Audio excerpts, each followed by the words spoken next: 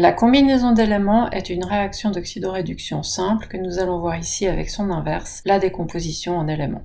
La combinaison, par définition, est la rencontre de deux réactifs ou plus pour former un seul et unique produit. La combinaison d'éléments, qui implique un changement de nombre d'oxydation, implique deux éléments distincts sous la forme de corpus simples et forme un composé de ces deux éléments. Par exemple, ici, on parle de la formation de l'oxyde de sodium. Première chose, trouver la formule de l'oxyde de sodium. L'ion oxyde, c'est l'ion O2-, et le sodium est dans la colonne 1A, ce qui fait qu'il porte une charge positive. Pour que la molécule soit neutre, nous avons besoin de 2 sodium pour un oxygène, et arrivons à la conclusion que la formule de l'oxyde de sodium est Na2O. On nous parle de la formation de l'oxyde de sodium, ça veut dire qu'il s'agit ici du produit de la réaction. Et on nous dit que cette formation se fait à partir des corpus simples, c'est-à-dire à partir de sodium métallique, dont la formule est Na, nous avons affaire à un métal donc forcément dans la nature sous forme d'atome, et d'oxygène, et l'oxygène lui est un non-métal dont nous connaissons la formule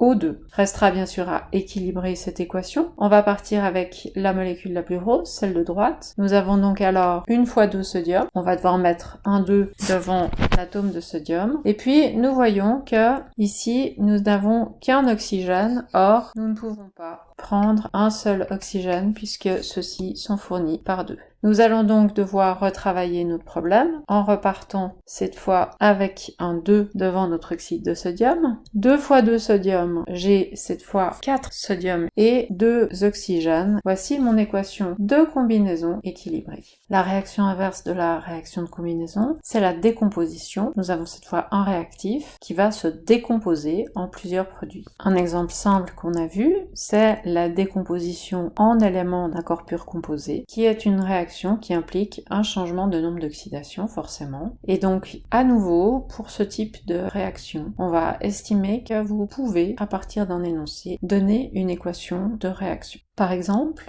on nous dit ici que la réaction d'électrolyse de l'eau est une réaction de décomposition en éléments provoquée par un courant électrique. Donc décomposition, cela signifie qu'on a le corps composé comme réactif et qu'on va avoir les éléments comme produits. Ici, on nous parle de l'électrolyse de l'eau. Le corps composé, c'est donc l'eau. Et l'eau est composée d'hydrogène et d'oxygène. On doit donc avoir le premier corps pur de l'hydrogène, un gaz dont la formule est H2, et le deuxième corps pur de l'oxygène, un gaz dont la formule est O2. Reste à équilibrer l'équation. Si on commence ici par l'hydrogène, eh bien on pourrait tenter de faire ceci. On va être coincé parce que nous avons ici un oxygène. Or ici on voit qu'on a minimum 2. On multiplie donc notre molécule par 2, ce qui fait que nous avons besoin de 2 fois 2, 4 hydrogènes. Et parallèlement on voit qu'on a ici 2 oxygènes dans les réactifs. On va donc avoir une fois 2 oxygènes côté produit. Voici donc l'équation de l'électrolyse de l'eau, une décomposition en éléments